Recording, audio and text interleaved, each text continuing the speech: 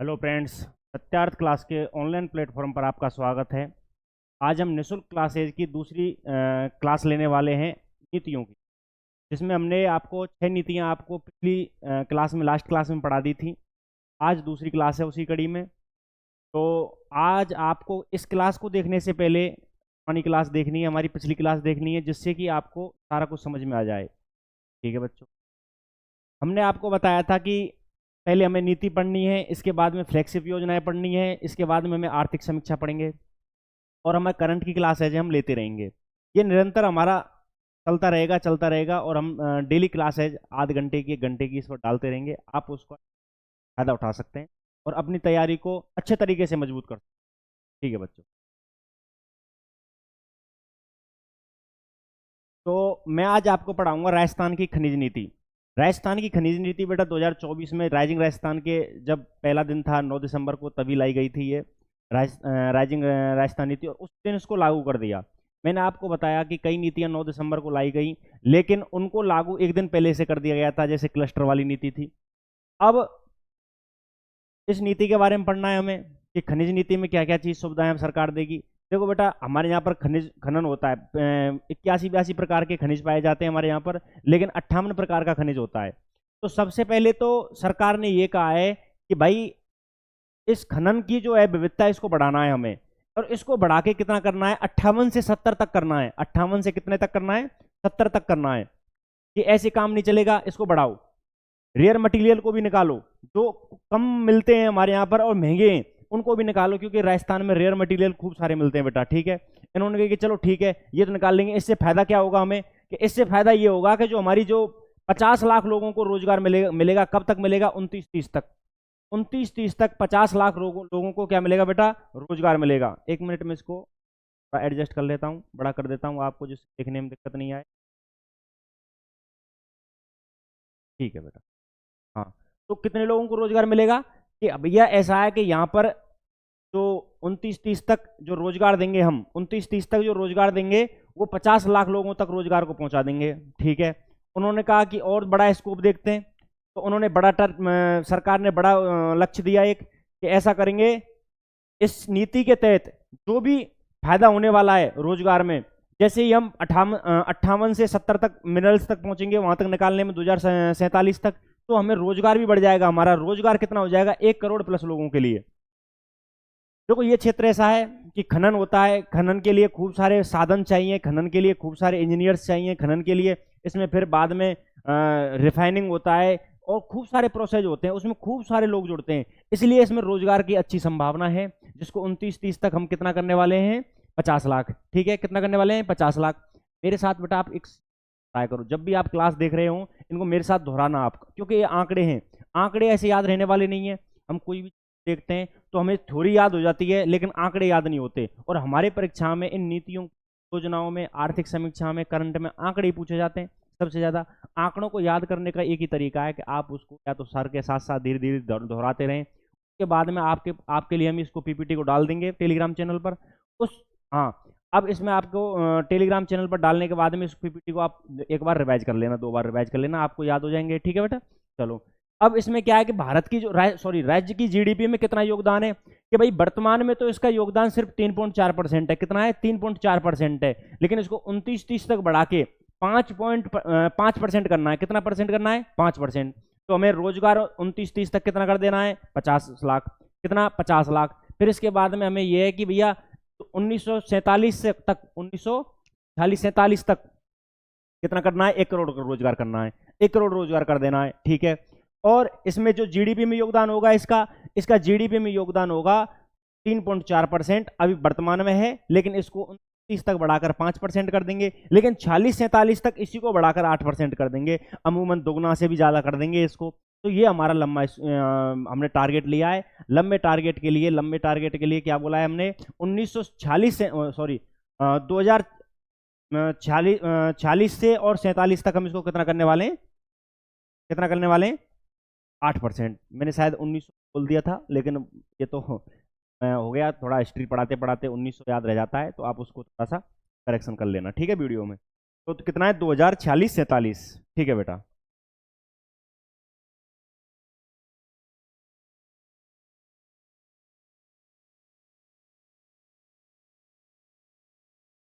इसके बाद में कि भाई ऐसा है कि राजस्व आय, ठीक है ना, वो जीडीपी में हो गया कि राजस्व आय को कितनी हो जाएगी, हमारी राजस्व आय से कितनी बढ़ जाएगी कि 3 गुना बढ़ जाएगी। कितनी बढ़ जाएगी बेटा? 3 गुना। कब तक? 2029 से 30 के बीच में।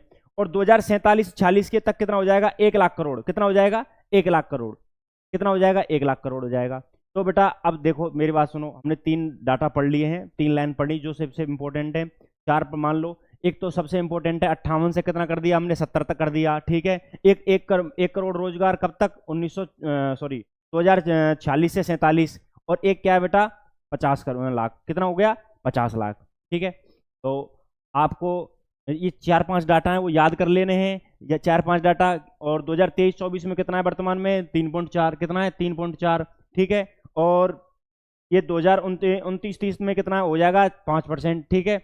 और इसमें 2046-47 में कितना हो जाएगा? 8%, ठीक है। इसको मैं आपको थोड़ा सा एक बार रिवीजन करा देता हूं उसका, जिससे कि आपको ऐसा लगे कि याद नहीं लगे। और देखो नीति है बेटा, इसमें आंकड़े हैं, तो याद करने के लिए आपको खूब सारा मल्टीपल रिवीजन चाहिए, ठीक है। और देखो कैसे याद नहीं होंगे, अब मेरे साथ साथ बोलना, आप कैसे बोलेंगे देखो, ठीक है। कि भैया ऐसा है, ये कब लागू हुई थी? ये कि 9 दिसंबर को लागू हुई। कब हुई? ये 9 दिसंबर को लागू हुई, ठीक है। इसके बाद में 9 दिसंबर को ये नीति लागू हो गई। अब वर्तमान में कितने खनिजों का हम दोहन कर रहे हैं? कि हम वर्तमान में 58 खनिजों का दोहन कर रहे हैं। लेकिन कितना पहुंचाना है हमें? ये हमें पहुंचाना है 47 तक। कितना पहुंचाना है? 70 खनिजों का। कितना पहुंचाना है? 70 खनिजों का दोहन करना है। बहुत बढ़िया बात है। फिर इसके बाद में हमने क्या बताया कि भैया ऐसा है कि अब हम रोजगार देंगे 2029-30 तक। 2029-30 तक रोजगार दे देंगे हम कितने लोगों को? 50 लाख लोगों को। कितने लोगों को? 50 लाख लोगों को। लेकिन हम 2000 बड़ा स्कोप लेके चलते हैं कि 2046-47 तक हम कितना? 1 करोड़ प्लस लोगों को रोजगार दे देंगे। कितने को दे देंगे? 1 करोड़ प्लस लोगों को रोजगार दे देंगे, ठीक है। इसके बाद में हमने एक चीज कहा था कि भैया ऐसा है, जीडीपी में कितना योगदान होगा? जीडीपी का योगदान देख लिया हमने। जीडीपी का योगदान, जीडीपी में योगदान कितना होगा? कि वर्तमान में तो 3.4% है, ठीक है। कितना है? 3.4%। लेकिन इसको बाद में बढ़ा देंगे। कितना बढ़ा देंगे? 2029-30 तक। 2029-30 तक कितना बढ़ा देंगे इसको? इसको कर देंगे 5%। कितना कर देंगे? 5% कर देंगे। और फिर इसको बाद में कितना कर देंगे? कि बाद में कितना कर देंगे इसको? 8%। कितना कर देंगे? 8% कर देंगे, ठीक है, 2047 तक, ठीक है। और राजस्व आय को इसमें बता ही दिया मैंने आपको, 3 गुना हो जाएगा और बाद में 1 लाख करोड़ तक पहुंच जाएगा राजस्व, ठीक है। अब देखो हम आपकी इस क्लास में इकोनॉमिक्स वाली इस क्लास में हम आपको आर्थिक समीक्षा पढ़ाऊंगा। आर्थिक समीक्षा पढ़ाने में आपको फर्स्ट चैप्टर में पढ़ाया जाएगा आपको राजस्व आय, पूंजीगत आय, राजकोषीय घाटा, राजस्व घाटा, ये क्या क्या होते हैं बेटा, मैं सारी चीजें बताऊंगा आपको, ठीक है। आप यूट्यूब चैनल पर बने रहें। आप यूट्यूब चैनल पर बने रहेंगे, आपके लिए इकोनॉमिक्स को मैं बहुत सरलता से आपको समझा के चला जाऊंगा। और बेटा इकोनॉमिक्स में एक बार जब दिमाग में सेट हो जाती है इकोनॉमिक्स, आपके जो कंसेप्ट हैं वो क्लियर हो गए, तो अपन डाटा को हर साल चेंज कर सकते हैं इसमें से। भाई इस टाइम ये डाटा चेंज हो गया, उस टाइम ये डाटा चेंज हो गया, लेकिन पूंजीगत आय पूंजीगत ही रहेगी, राजस्व आय राजस्व आय रहेगी, राजकोषीय घाटा रहेगा, ठीक है। तो आपको इस क्लास को लगातार निरंतर निःशुल्क क्लासेज को देखते रहना है, ठीक है बेटा।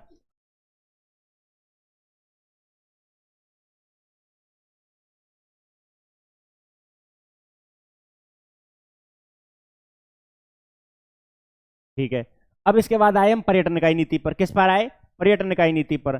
पर्यटन इकाई नीति में देखो क्या हुआ कि राजस्थान में आपको पता है खूब सारे किले हैं, खूब सारे दुर्ग हैं, सब कुछ है, ठीक है। लेकिन पर्यटन की और ज्यादा विकास करने के लिए क्या पर्यटन का, हमारे पास किले दुर्ग, एक अच्छा माउंट आबू है, अजमेर की अच्छी सी हिल्स हैं, जयपुर के आमेर, अजमेर, नाहरगढ़, इनको बेटा और ज्यादा विकास करने के लिए इनके आसपास ना पर्यटन की और इकाइयां बनाने के लिए कुछ सरकार ने रियायतें दी हैं, सरकार ने नीति बनाई है कि भाई तो आप इस प्रकार काम करें, हम आपको इस प्रकार छूट देंगे। तो किस किस प्रकार देंगे? देखो कि ये नीति बेटा कब से लागू हुई थी? 4 दिसंबर से। ये नीति कब से लागू हुई? 4 दिसंबर से। मैंने क्या, कुछ नीतियां 9 दिसंबर को आ गई थी, लेकिन उनको पहले से, इससे पहले कुछ पूर्व लागू कर दिया, पहले लागू कर दिया। कब कर दिया? 4 दिसंबर 2024 को लागू कर दिया।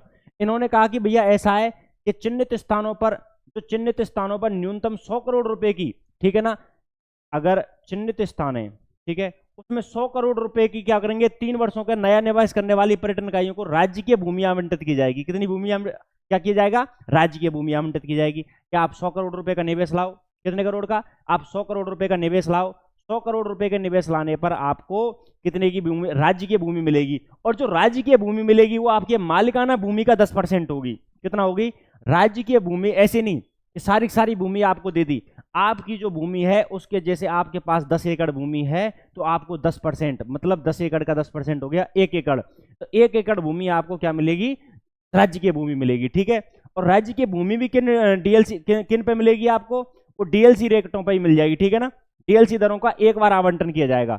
और वो डीएलसी दर किस प्रकार की होंगी, वो कृषि या आवासीय, औद्योगिक नहीं होंगी, ध्यान रखना। औद्योगिक जो भूमि होती है बेटा, औद्योगिक भूमि महंगी मिलती है, लेकिन कृषि और आवासीय भूमि सस्ती मिलती है। उन डीएलसी रेटों पर आपको कितना मिलेगा, 10%। तो आप पेपर में आपसे पूछा जाएगा, क्वेश्चन बताता हूं मैं आपको, कि जो सरकार पर्यटन इकाई नीति के तहत देगी, क्या नाम से, राज्य की भूमि देगी, वो किन पर देगी, आवासीय, ठीक है, दूसरा देगी क्या नाम है, औद्योगिक दे देगा, तीसरा और कुछ दे देगा, तो उसमें आपको आवासीय करके आना है, या एग्रीकल्चर का ऑप्शन आए तो एग्रीकल्चर का ऑप्शन करके आना है। लेकिन आपको ध्यान रखना है किन पर मिलेगी आपको, कृषि आवासीय, ठीक है, क्योंकि सस्ता होता है, ठीक है। और नई पर्यटन क्या नाम है इकाइयों के लिए स्टाम्प ड्यूटी हो गया, स्टाम्प ड्यूटी, स्टाम्प लगते हैं हमारे, वो स्टाम्प ड्यूटी हो गई, ठीक है ना। कन्वर्जन चार्ज, क्योंकि इसको पर्यटन में, औद्योगिक में लाना है, उद्योग किस किस में बेटा, पर्यटन, औद्योगिक जो इकाई है उनमें पर्यटन को शामिल कर लिया है, पर्यटन को किसमें है, औद्योगिक इकाइयों में शामिल कर लिया है, ठीक है ना। अच्छा, तो इसका जो कन्वर्जन चार्ज होगा वो क्या होगा, वो क्या होगा, 100% छूट होगी। इसमें डेवलपमेंट चार्ज जो लगता है, एक राज्य सरकार डेवलपमेंट चार्ज लेती है, तो उसमें 100% छूट हो गई। एक भू उपयोग परिवर्तन शुल्क होता है, ठीक है ना बेटा, उसमें भी आपके 100% छूट हो गई। तो कन्वर्जन में, आपके स्टाम्प ड्यूटी में, आपके भू रूपांतरण उसमें, ठीक है, और डेवलपमेंट चार्ज में आपके कितना है, 100% छूट। कितनी कितनी परसेंट छूट है, 100% छूट है, ठीक है।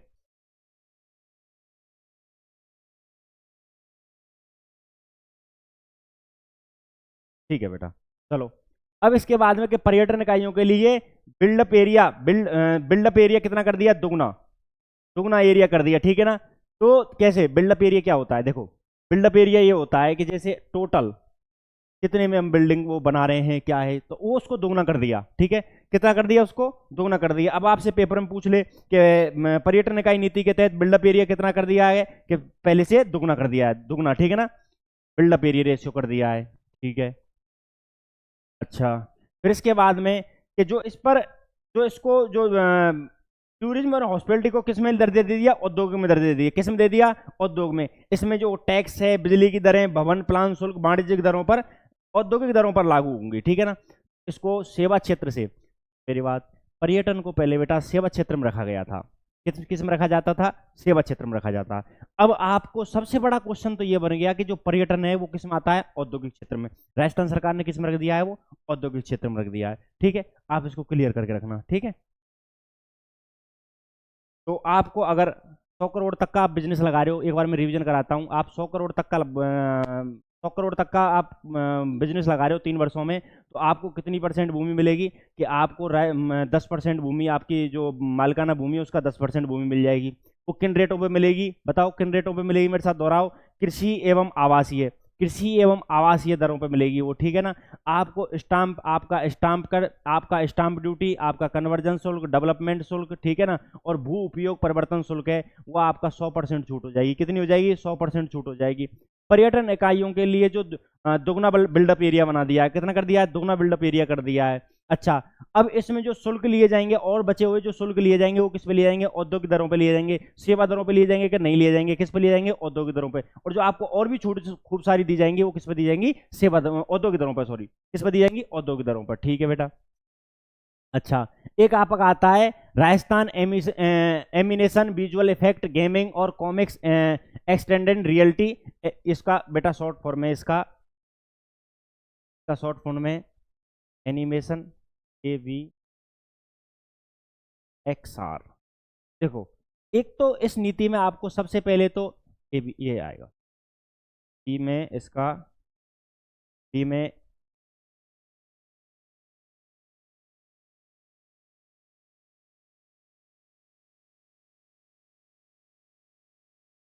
ये वाली भी आएगी, ठीक है। हाँ, तो आपको सबसे पहले तो बेटा इसका हमें क्या याद करना है, हमें इसका फुल फॉर्म याद करना है। ए से क्या है, ए से आपका आ गया एनिमेशन, ए से क्या आ गया बेटा, बेटा एनिमेशन, ए से क्या आ गया, एनिमेशन आ गया, ए से एनिमेशन, बी से विजुअल, बी से क्या है, विजुअल, ठीक है ना, और जी से क्या है बेटा, गेमिंग, और सी से क्या है, कॉमिक्स, सी से क्या है, कॉमिक्स, एक्स आर से क्या है, एक्सटेंड रियलिटी। देखो इनका मतलब क्या है सिस्टम, कि सरकार हर चीज के लिए ला रही है बेटा नीति। अब आपको पता है कि ऑनलाइन सेक्टर में, गेमिंग सेक्टर में, ऑनलाइन सेक्टर मतलब गेमिंग सेक्टर में, ठीक है ना, एनिमेशन सेक्टर में, एनिमेशन सेक्टर में, और अपन विजुअल इफेक्ट बनाते हैं, खूब सारे एडिटिंग करते हैं, ठीक है, कॉमिक्स तैयार की होती है, एक्सटेंडेड रियलिटी, एक्सटेंडेड रियलिटी का मतलब है कि जो आप वास्तविकता देख रहे हो ना, उससे अच्छी रियलिटी बना दी जाती है।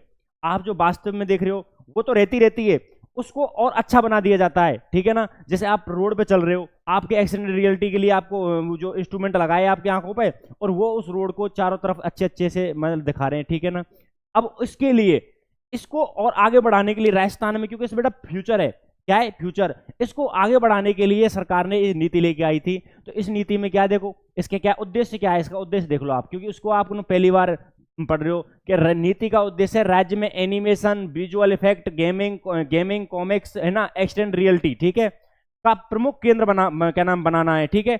इसमें विकास क्षमता देखते हुए इसके बुनियादी ढांचे को, इसका बुनियादी ढांचा बढ़ाना है, आपको इसका क्या बढ़ाना है, बुनियादी ढांचा बढ़ाना है, ठीक है। इसका वित्तीय प्रोत्साहन करना है, इसमें कौशल का उपयोग करेंगे। बेटा कोई भी चीज होती है, देखो सबसे पहले तो बुनियादी ढांचे की जरूरत पड़ती है, कि आपके पास बुनियादी ढांचा ही नहीं है।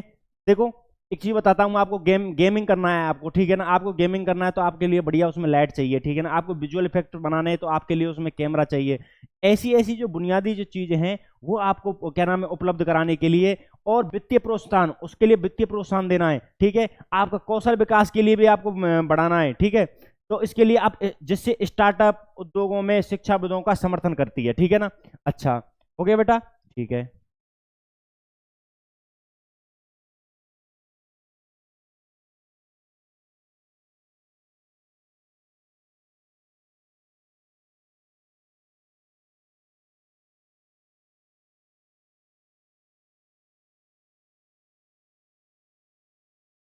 अब इसमें ये देखेंगे हम, सबसे बड़ी चीज क्या है कि कब लागू हुई। तो आपको एक तो याद रखना है, ए से क्या है, एनिमेशन, ए से क्या है, एनिमेशन, विजुअल, बी से क्या है, विजुअल इफेक्ट, बी से विजुअल इफेक्ट, ठीक है। इसके बाद जी से क्या है, गेमिंग, ठीक है, सी से क्या है, कॉमिक्स, एक्स आर से क्या है, एक्सटेंड रियलिटी, ठीक है। ओके बेटा, ठीक, इनको याद रखना। तो इसको लागू कब किया गया था, इसको लागू किया गया था 9 दिसंबर को। कब किया गया था, 9 दिसंबर को। और कब तक रहेगी ये प्रभावी, 31 मार्च 2029 तक ये प्रभावी रहेगी, ठीक है बेटा। अच्छा ये ध्यान रखना है इनको, ठीक है, ओके। अच्छा इसके बाद राजस्थान एकीकृत स्वच्छ ऊर्जा नीति लेके आए थे। एकीकृत स्वच्छ ऊर्जा नीति एक 2023 में एक नीति आई थी, और ऊर्जा नीति आई थी, उसकी जगह पर इसको लेके आए, ठीक है। तो राजस्थान एकीकृत स्वच्छ ऊर्जा नीति लेके आए थे। कब आई थी ये नीति, 9 दिसंबर 2024, 9 दिसंबर 2024, ठीक है। प्रभावी कब तक है ये, 29 मार्च 2029 तक। इसमें ध्यान रखना कई नीतियां 31 मार्च तक हैं और कई नीतियां 29 मार्च तक हैं। तो इनको प्रभाव इनका देखना, क्योंकि देखो RS प्री में भी पूछा जा चुका है और कई CT वगैरह में भी पूछा जा चुका है। और इन नीतियों से बेटा एक क्वेश्चन बन ही बन रहा है, फ्लैगशिप योजनाओं से एक क्वेश्चन बन ही बन रहा है। इकोनॉमिक सर्वे से 4-5 क्वेश्चन आ रहे हैं, करंट से क्वेश्चन आ रहे हैं। तो आप उनको, आपको पता है कि यहाँ से क्वेश्चन उठ के आना है, फिर भी आप छोड़ के जा रहे हो, इसका मतलब आप सिलेक्शन से बहुत ज्यादा दूर हो, आप सरकारी नौकरी के लिए योग्य नहीं बन पा रहे हो, ठीक है। तो आपको क्या करना है, इनको बढ़िया तरीके से पढ़ना है। तो अब बेटा देखो, एकीकृत स्वच्छ ऊर्जा नीति, हमें स्वच्छ ऊर्जा नीति की वही है कि जिससे प्रदूषण फैले नहीं, उस नीति उस ऊर्जा को ज्यादा विकास करना है, ठीक है। अच्छा हम तापीय ऊर्जा, आपने पढ़ा होगा राजस्थान ज्योग्राफी में पढ़ा होगा, तापीय ऊर्जा वगैरह हमारे यहाँ बहुत ज्यादा बन रही है, कम करना है। और उसकी जगह पर हमें सौर ऊर्जा को बढ़ाना है, पवन ऊर्जा को बढ़ाना है, ठीक है। हाइड्रोलिक जो ऊर्जा होती है उसको बढ़ाना है, हाइड्रो पंप को, ठीक है। अच्छा तो अब बेटा ठीक है, अब बात करते हैं किसकी, क्या क्या है कि इसमें कहा सरकार ने कि हमें ऐसा है कि भैया 125 मेगावाट का लक्ष्य रख रहे हैं। किसका लक्ष्य रख रहे हैं, 125 मेगावाट का लक्ष्य रख रहे हैं इसमें। तो 125 मेगावाट का जब लक्ष्य रख रहे हैं, तो अब आप ये बताइए कि इसमें कैसे कैसे रखेंगे। ऐसे नहीं कि 125 मेगावाट का, कि इन्होंने कहा कि सौर ऊर्जा का तो हम भैया 90 मेगावाट का लक्ष्य रख लेते हैं, 90,000 मेगावाट का, सॉरी 90,000 मेगावाट का। तो 90 गीगावाट हो गया। क्या हो गया? 90 गीगावाट हो गया ये तो, ठीक है। ये 125 गीगावाट हो गया, ठीक है। अच्छा, एक गीगावाट में कितने मेगावाट होते हैं? 1000, ठीक है। कितने होते हैं? 1000। अच्छा, इन्होंने कहा कि पवन ऊर्जा का कितना रखेंगे? 25 गीगावाट, 25 गीगावाट या फिर 25,000 मेगावाट, ठीक है। अच्छा, और हाइड्रो पंप के लिए कितना रखेंगे? इसके लिए रखेंगे 10 मेगावाट, 10,000 मेगावाट। कितना? 10,000 मेगावाट। आपको याद रखना है कि 90,000 मेगावाट सौर ऊर्जा के लिए है।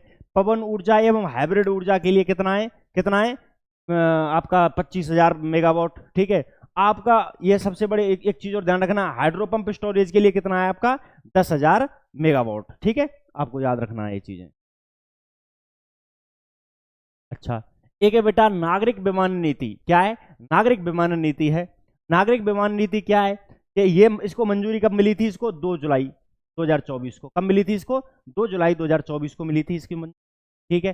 तो नागरिक विमानन नीति में क्या आया है कि इसके प्रथम चरण में बाड़मेर, बाड़मेर में एक जगह है उत्तर तलाई। क्या है? उत्तर तलाई, ठीक है। और इसके बाद में उदयपुर में हवाई अड्डों का उन्नयन किया जाएगा। वहां हवाई पट्टियां हैं, वहां हवाई पट्टियां बनी हुई हैं। हवाई पट्टी की जगह पर वहां हवाई अड्डे बनाए जाएंगे, बड़े स्तर के हवाई अड्डे बनाए जाएंगे वहां पर, ठीक है। इसके बाद में कि यार फ्लाइंग स्कूल। अच्छा, एक चीज देखो, आप राजस्थान में फ्लाइंग स्कूल वगैरह हमारे राजस्थान में है नहीं, तो उस विमानन क्षेत्र में क्या नाम, विमानन क्षेत्र में हमारे यहाँ पर कम ही स्कोप है।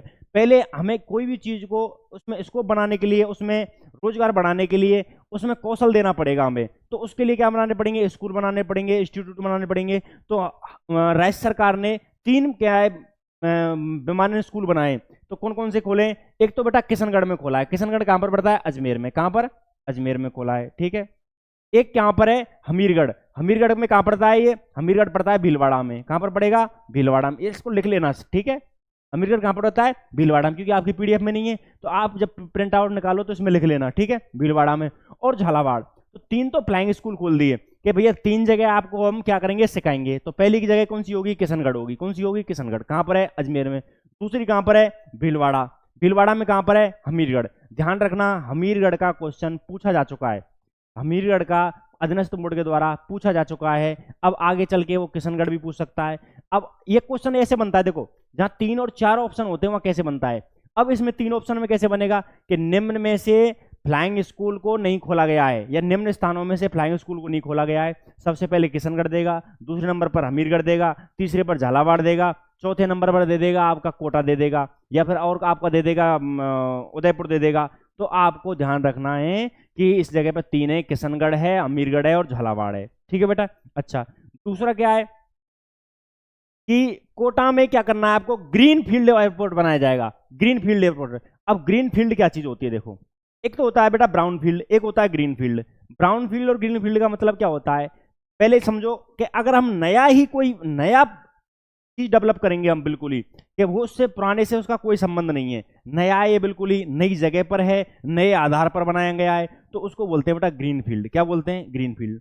ब्राउन फील्ड क्या होता है कि जैसे मान के चलो कोटा में एक पहले से ही हवाई अड्डा है, उसी को विकसित किया जाता है तो उसको बोलते हैं ब्राउन फील्ड। या कोई भी कंपनी है, कोई भी पीएसयू है, उसी को दोबारा से विकसित किया जाता है, उसी में पैसा लगाया जाता है, उसको बोलते हैं ब्राउन फील्ड। तो आप ध्यान रखोगे, आपने 2 नई चीजें पढ़ ली इकोनॉमिक्स की, ग्रीन फील्ड और ब्राउन फील्ड। ग्रीन फील्ड वे होती हैं जो बिल्कुल नए स्तर पर चालू की जाती हैं, ठीक है। और ब्राउन फील्ड वो चीजें होती हैं कि जो पहले से हैं लेकिन उनमें अब तकनीकी डेवलपमेंट, वित्तीय क्या नाम है, वित्तीय पोषण ज्यादा किया जाएगा उसको, तो वो है ब्राउन फील्ड, ठीक है बेटा, ठीक है। तो आपको मैंने 2 चीज बता दी, 3 चीज बता दी। एक तो उत्तरलाई में, एक कहां पर? उत्तरलाई में, और एक कहां पर? उदयपुर में। एक उत्तरलाई में और एक उदयपुर में क्या किया जाएगा? आप बताओ। उत्तरलाई उदयपुर में क्या है? हवाई अड्डे विकसित किए जाएंगे। जो पहले हवाई पट्टी थी अब उनको क्या बना दिया जाएगा? हवाई अड्डे बना दिए जाएंगे, ठीक है। 3 फ्लाइंग स्कूल हो गए। पहला कौन सा है? किशनगढ़। कहां पर है? अजमेर में। फिर कौन सा है? हमीरगढ़। कहां पर है? भीलवाड़ा में। फिर कौन सा है? झालावाड़, ठीक है। अच्छा, फिर इसके बाद में आपको कोटा में क्या बनाया जाएगा? Green field expressway. Green field और ब्राउन फील्ड के बारे में आप समझ गए होंगे अंतर क्या है, ठीक है। एक नीति रही है आपकी राजस्थान हरित हाइड्रोजन नीति। कौन सी है? राजस्थान हरित हाइड्रोजन नीति। तो इसके लिए देखो बेटा, ये कब आई थी? 2023 में। कब आई थी ये? 23 में। ध्यान रखना 24 में नहीं थी ये, ठीक है। अच्छा, कब लाए थे इसको? 29 सितंबर 2023 को, ठीक है। कब है, लेकिन कब तक लागू रहेगी? 31 मार्च 2029 तक। ध्यान रखना 31-29 वाला डाटा ध्यान रखना कौन कौन से, ठीक है। इसकी जो है, या फिर इसके बाद में कोई नई जो है, इसके तुरंत ही मान के चलो 2 साल बाद में सरकार कोई नई नीति ले आती है हाइड्रोजन के लिए, ठीक है, हरित हाइड्रोजन के लिए, तो ये फिर शून्य हो जाएगी, ये मतलब कैंसिल हो जाएगी, ठीक है। अच्छा, इसके बाद नोडल एजेंसी कौन है इसके लिए? कि राजस्थान अक्षय ऊर्जा निगम लिमिटेड। आपने राजस्थान, हमारे यहाँ राजस्थान की जो ज्योग्राफी पढ़ी है उसमें पढ़ा होगा, तो इसके बारे में, तो ये कौन सा बताओ, इसकी नोडल एजेंसी कौन है, इसका कार्यभार कौन देखेगा? पूरा राजस्थान अक्षय ऊर्जा निगम लिमिटेड, ठीक है। अच्छा, इसमें लक्ष्य क्या है कि 2030 तक, कब तक? 2030 तक प्रतिवर्ष 2000 KTPA मतलब किलोटन, ठीक है ना, हरित ऊर्जा क्या बनानी है? हरित ऊर्जा, हमको हरित हाइड्रोजन ऊर्जा बनानी है, हमको हरित हाइड्रोजन बनाना है। क्या बनाना है? हरित हाइड्रोजन बनाना है हमको, ठीक है। अच्छा, का उत्पादन करना है, तो 2030 तक प्रतिवर्ष कितना करना है हमें? कितना करना है? 2000 KTPA, ठीक है। इसके अलावा देखो दूसरे पर क्या लक्ष्य है कि भारत में होने वाले हरित हाइड्रोजन के निर्यात को कम से कम इसको 20% का हिस्सा राजस्थान से पूरा किया जाएगा। कितना हिस्सा किया जाएगा? राजस्थान से पूरा किया जाएगा। इसका मतलब क्या है बेटा कि जो भी हरित हाइड्रोजन भारत में बाहर से आ रहा है उसका योगदान हम 20% करेंगे। कितना करेंगे? 20% करेंगे। जिस प्रकार की हम तेल में और उसमें हम योगदान राजस्थान करता है, उसी प्रकार हम हरित हाइड्रोजन बनाने में भी और उसके निवेश में भी हम कितना? 20% योगदान करेंगे। कितना परसेंट करेंगे? 20%। तो निर्यात को घट जाएगा ऑटोमेटिकली। अच्छा, तो ये हमारा स्वदेशी सिस्टम चालू हो जाएगा। तो इसमें हमें प्रतिवर्ष कितना बनाना है? 2030 तक 2000 KTPA। कितना बनाना है? 2000 KTPA, ठीक है। फिर इसके बाद में क्या करना है हमें? नोडल एजेंसी कितना है हमारी? कौन सी है? अक्षय ऊर्जा निगम, ठीक है बेटा। तो देखो ये नीति हो गई, इसमें से 3-4 नीति बच गई हैं अभी। MSME नीति बच गई है और 1-2 नीति और बच गई हैं, तो हम आपके सामने लेके आएंगे, ठीक है। एक डाटा नीति बच गई है, तो वो 2-3 नीति बच गई हैं, थोड़ा टाइप नहीं हुई थी PDF में, मैंने देखा भी नहीं था। उन नीतियों को लेके आएंगे और आपकी जो फ्लैगशिप योजना है वो भी पढ़ाएंगे हम। 25 फ्लैगशिप योजना है, उनको सारी फ्लैगशिप योजना पढ़ाया जाएगा। और आपकी करंट की क्लास है वो यहाँ ऑफलाइन भी चालू हो जाएगी और ऑनलाइन भी चालू हो जाएगी, ठीक है बेटा। तो हम आपके साथ जुड़े रहेंगे। आप हमारे चैनल को लाइक करें, सब्सक्राइब तो करना ही करना है आपको, ठीक है। और शेयर भी करें, इसको दोस्तों के पास पहुंचाएं इसको, जिससे क्या होगा, आपकी क्षमता, आप हमारे से प्रोत्साहित होंगे। हमको ऐसा लगेगा बच्चे प्रोत्साहित हो रहे हैं, तो हम अपनी क्षमताओं को बढ़ाएंगे, हम और ज़्यादा क्लासेज डालेंगे इसके ऊपर, ठीक है। तो बेटा थैंक यू, आपको धन्यवाद, ठीक है बेटा।